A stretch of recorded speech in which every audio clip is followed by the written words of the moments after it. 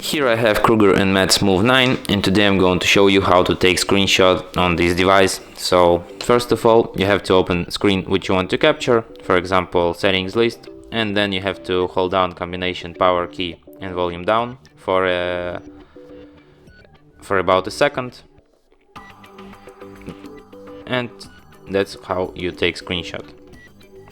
Let me show you one more time. Power key and volume down.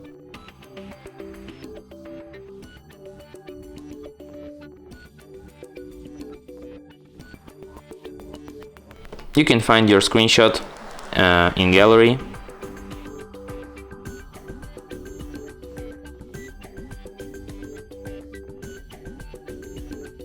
In the screenshots album here. There is your screenshot. And from here you can share, edit or delete it. And that's it. Thanks for watching. If you find this tutorial useful, don't forget to hit that like button and subscribe to our channel.